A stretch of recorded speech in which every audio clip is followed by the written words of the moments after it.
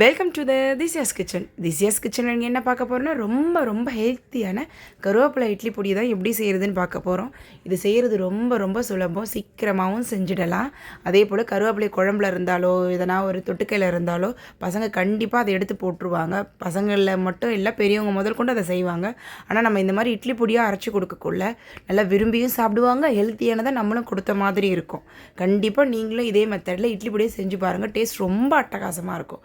வாங்க இந்த இட்லி பொடி எப்படி செய்கிறதுன்னு வீடியோக்குள்ளே போய் பார்க்கலாம்.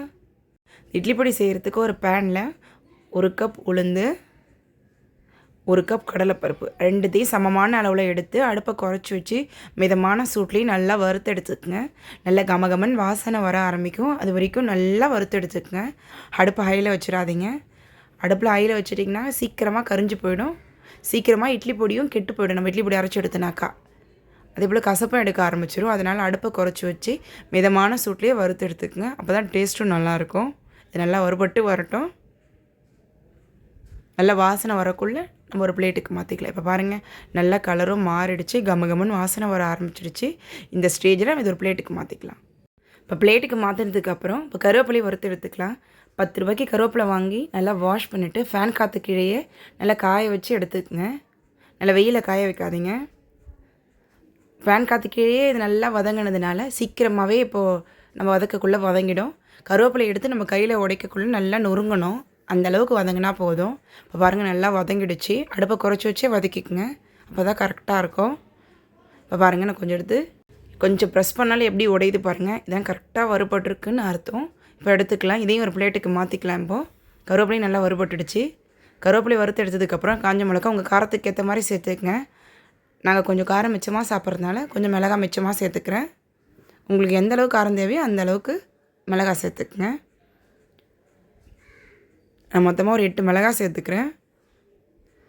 இதையும் அடுப்பை குறைச்சி வச்சு நல்லா வறுத்து எடுத்துக்கலாம். மிளகாயும் வறுத்தெடுத்ததுக்கப்புறம் 2 ஸ்பூன் அளவு அரிசி சேர்த்துக்கிறேன். அரிசி எந்த அரிசியாக வேணால் இருக்கலாம். அரிசி நல்லா பொரிஞ்சு வரட்டும். கல் நல்லா சூடாக இருக்கிறதுனால சீக்கிரமாகவே பொரிஞ்சிடும். அரிசி நல்லா பொரிஞ்சு வரட்டும்.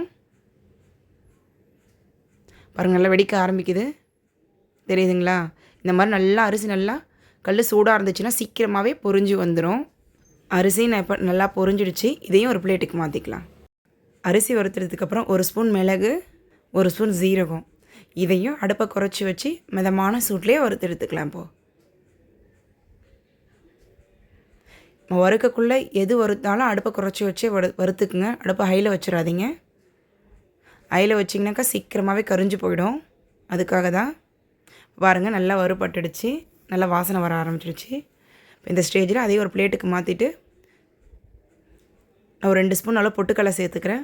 பொட்டுக்கடலையை சேர்த்துட்டு அந்த ஹீட்லேயே லைட்டாக வறுத்து எடுத்துக்கலாம். அடுப்பை குறைச்சி வச்சே வறுத்துக்கலாம்.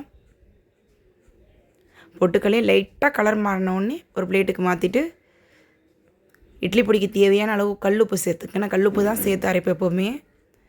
ஒரு ஸ்பூன் அளவு கல்லுப்பு சேர்த்துட்டு ஒரு 3/4 ஸ்பூன் அளவு பெருங்காயத்தூள் சேர்த்துக்கிறேன். உங்கள்கிட்ட கட்டி பெருங்காயம் இருந்தால் சேர்த்துக்குங்க. நான் தூள் பெருங்காயம் சேர்த்துக்கிறேன். அடுப்பை ஆஃப் பண்ணிவிட்டு சேர்க்கணும். உப்பும் சரி பெருங்காயத்தூளும் அடுப்பை ஆஃப் பண்ணிவிட்டு சேர்த்துக்குங்க. உப்பும் பெருங்காயமும் வறுத்து எடுத்ததுக்கப்புறம் நான் 50 கிராம் அளவு வெள்ளை எள் எடுத்திருக்கேன். வெள்ளை எள் எடுத்து அடுப்பை குறைச்சி வச்சு ஒரு 30 செகண்ட் வறுத்தா போதும். அதிகமாக வறுக்க தேவையில்லை. 30 செகண்ட் வறுத்தாலே அது வறுபட்டுடும். ஏன்னா கல் நல்லா சூடாக இருக்கிறதுனால சீக்கிரமாகவே வறுபட்டுடும். வரங்க இப்போயே பொரிய ஆரம்பிச்சிடுச்சு. 30 செகண்ட் நல்லா வறுத்தாச்சு. கலரும் லைட்டாக மாறிடுச்சு பாருங்கள். இதுவே போதும். இதையும் ஒரு பிளேட்டுக்கு மாற்றிக்கலாம். அதே பேனில் நான் 1 ஸ்பூன் அளவு நல்லெண்ணெய் சேர்த்துக்கிறேன். நல்லெண்ணெய் சேர்த்துட்டு ஒரு பெரிய சைஸ் பூண்டு எடுத்து உரித்து வச்சுருக்கேன். அந்த பூண்டை இதோடு சேர்த்து நல்லா வறுத்து எடுத்துக்கலாம்.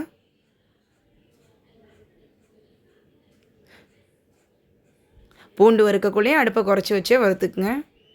பூண்டோட கலர் லைட்டாக கோல்டு கலர் மாறினதுக்கப்புறம் இதையும் ஒரு பிளேட்டுக்கு மாற்றிக்கலாம். இப்போ பாருங்கள், பூண்டோட கலர் மாறிடுச்சு. அதையும் ஒரு பிளேட்டுக்கு மாற்றியாச்சு. இப்போ நம்ம வறுத்து வச்சு எல்லாம் ரெடியாக இருக்கப்போ எல்லாமும் ஆறி போயிடுச்சு. ஆறினதுக்கப்புறம் தான் மிக்ஸி ஜாருக்கு மாற்றி அரைக்கணும். கருவேப்பிலை, கடலைப்பருப்பு, நம்ம மிளகு, ஜீரகம், எள்ளு, காஞ்ச மிளகா எல்லாமே நல்லா ஆற வச்சு அதுக்கப்புறம் தான் மிக்ஸி ஜாருக்கு மாற்றி அரைக்கணும். இப்போ முதல்ல கடலைப்பருப்பையும் உளுந்தையும் நல்லா குறைன்னு அரைச்சி எடுத்துக்கலாம். ரொம்ப மையவும் ரொம்ப துப்பியாகவும் அரைக்கக்கூடாது. கொஞ்சம் குறைன்னு அரைச்சி எடுத்துக்கங்க. அப்போ தான் நல்லாயிருக்கும். இப்போ பாருங்கள், நல்லா இந்த பதத்துக்கு இருக்கணும். கையில் எப்படி எடுத்து பார்த்தோன்னா கடலைப்பருப்பு உளுந்து லைட்டாக கையில் தட்டணும். அந்த பதத்துக்கு இருந்தால் தான் கரெக்டாக இருக்கும். அது ஒரு பிளேட்டுக்கு மாற்றினதுக்கப்புறம் இந்த காஞ்ச மிளகா, எள்ளு, மிளகா வச்சுருந்தேன் இல்லைங்களா, அதையும் ஒரு ஜாருக்கு மாற்றி அதையும் குறைன்னு அரைச்சி எடுத்துக்கலாம். இப்போ அதையும் அரைச்சி எடுத்தாச்சு. இதே பதத்துக்கு அரைச்சிக்கங்க. அப்போ தான் கரெக்டாக இருக்கும். இப்போ இதையும் ஒரு பிளேட்டுக்கு மாற்றிக்கலாம். அடுத்து கடைசியாக கருவேப்பிலை, வறுத்து வச்ச கருவேப்பிலை, அதையும் நல்லா பவுடராக அரைச்சி எடுத்துக்கங்க. இந்த மாதிரி அரைச்சி எடுத்துக்கங்க. இது மொத்தமாக எல்லாத்தையும் மூணுத்தையும் ஒன்று சேர்த்து நல்லா மிக்ஸ் பண்ணிக்கலாம். மிக்ஸ் பண்ணிவிட்டு உங்களுக்கு உப்பு கம்மியாக இருக்குனாக்கா நீங்கள் சால்ட்டு கொஞ்சம் சேர்த்துக்குங்க. எங்கள் வீட்டில் உப்பு கம்மியாக சாப்பிட்றதுனால நான் எப்போவுமே உப்பு கொஞ்சம் கம்மியாக தான் சேர்ப்பேன். உங்களுக்கு உப்பு பார்த்தாலே எனக்கு உப்பு இன்னும் கொஞ்சம் வேணுனாக்கா உப்பு சேர்த்துக்குங்க. அவ்வளோதான், நம்மளோட கருவேப்பிலை இட்லி பொடி நல்லா கமன்னு சூப்பராக ரெடி ஆகிடுச்சு. கண்டிப்பாக ட்ரை பண்ணி பாருங்கள். Must try. ரொம்ப டேஸ்ட் நல்லாயிருக்கும். இதில் நீங்கள் கருவேப்பிலை போட்டிருக்கீங்கன்றதே நீங்களாக சொல்கிற வரைக்கும் தெரியாது. அந்தளவுக்கு நல்லாயிருக்கும். பாருங்கள், பிளேட்டிங் பண்ணிக்கலாம். 3 தோசை கூட நம்ம ரெடி பண்ணி வச்ச கருவேப்பிலை இட்லி பொடி. எங்கள் வீட்டில் இருக்கிறவங்க கொஞ்சம் இட்லி பொடி மிச்சமாகவே சாப்பிடுவாங்க. அதனால் இன்னும் கொஞ்சம் இட்லி பொடி மிச்சமாக வச்சுக்கிறேன். கூடவே ஒரு 2 ஸ்பூன் அளவு நெய்யோ நல்லெண்ணெய்யோ எதுவாக இருந்தாலும் ஓகே தான்.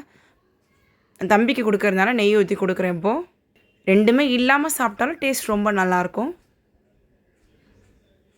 அவ்வளோதான், நம்மளோட இட்லி பொடி நல்லா சூப்பராக ரெடி ஆகிடுச்சு. கண்டிப்பாக நீங்களும் இதே மெத்தடில் உங்கள் வீட்டில் ட்ரை பண்ணி பாருங்கள். டேஸ்ட்டு ரொம்ப அட்டகாசமாக இருக்கும். இந்த வீடியோ உங்களுக்கு பிடிச்சிருக்குன்னு நினைக்கிறேன். இந்த வீடியோ உங்களுக்கு பிடிச்சிருந்துச்சுன்னா எங்கள் சேனலை லைக் பண்ணுங்கள், கமெண்ட் பண்ணுங்கள், சப்ஸ்கிரைப் பண்ணுங்கள். பக்கத்தில் இருக்க பெல் பட்டனை மறக்காமல் கிளிக் பண்ணுங்கள். தேங்க்யூ.